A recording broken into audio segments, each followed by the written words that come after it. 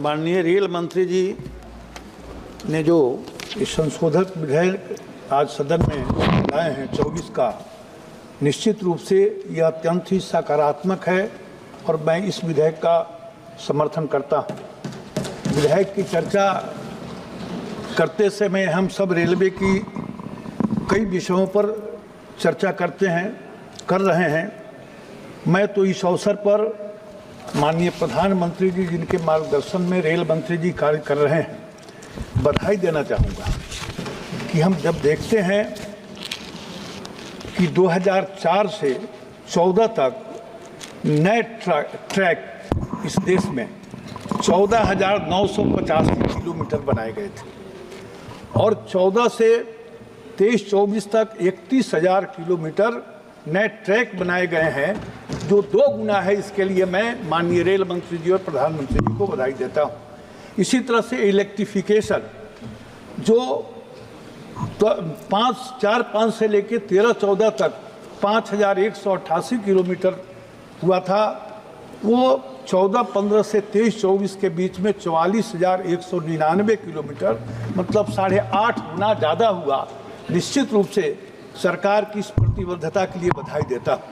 और अभी जो हमारे कई मित्र चर्चा कर रहे थे रेल की विसंगतियों को, उनके मैं ध्यान में लाना चाहता हूँ कि पहले 60 साल में सिर्फ 21,000 किलोमीटर इलेक्ट्रिफिकेशन हुआ था और पिछले 10 वर्षों में 44,000 किलोमीटर हुए। विसंगतियाँ विरासत में मिली है रेलवे को।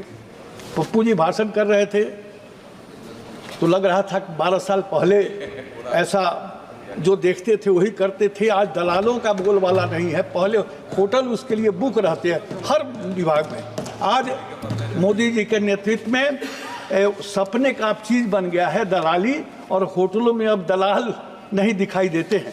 इसी प्रकार से दुर्घटना की बात हो रही थी, अभी कई मित्र दुर्घटना की चर्चा कर रहे थे।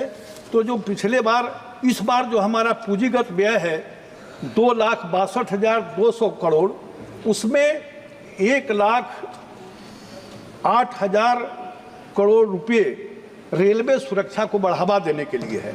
और इस दृष्टि से भी आप अधिक सुरक्षा की बात हमारे बंगाल के माननीय सांसद कर रहे थे।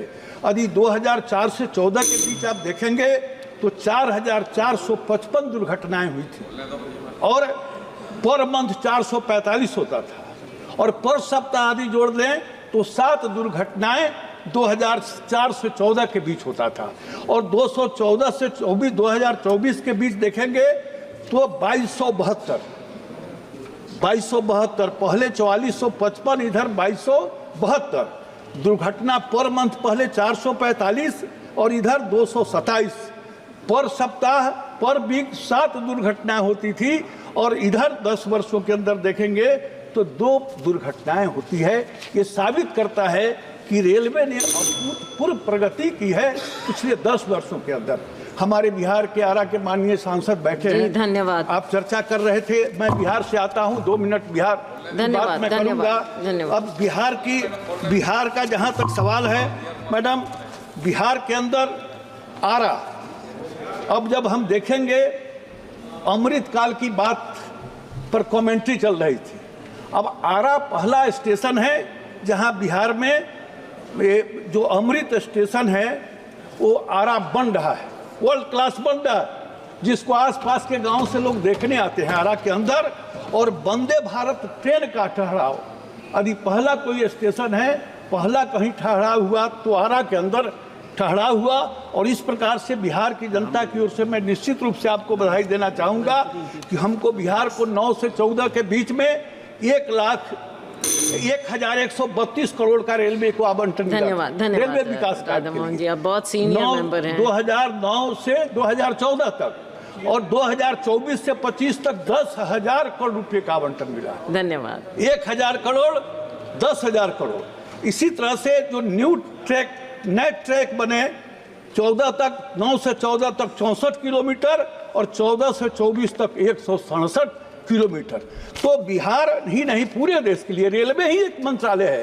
किसी राज्य में किसी की भी सरकार हो, बिना भेदभाव का रेलवे विकास कर रही है और हर सांसद ईमानदारी से यदि अपने क्षेत्र में जाता है और कोई पूछता है कि आपके क्षेत्र में क्या हुआ है, धन्यवाद तो धन्यवाद। एमपी को और किसी विभाग का कुछ उपलब्धि दिखाई दे चाहे नहीं, लेकिन रेलवे का ही उपलब्धि जी, जी, दिखाई जी, देता जी, है। जी, ये 10 बहुत साल धन्यवाद। की जो उपलब्धि है, ये जो अधिनियम है, धन्यवाद। मैं इसका समर्थन करता हूं। बहुत धन्यवाद। और ये जो अधिनियम है 1905 के प्रस्तावों को रेल अधिनियम 1989 में शामिल करके विधिक ढांचे को सरल बनाने का प्रस्ताव करता है। यह 2 विधियों को निर्दिष्ट करने की आवश्यकता को कम करेगा और इसके स्थान पर केवल एक विधि के प्रति निर्देशन की आवश्यकता होगी।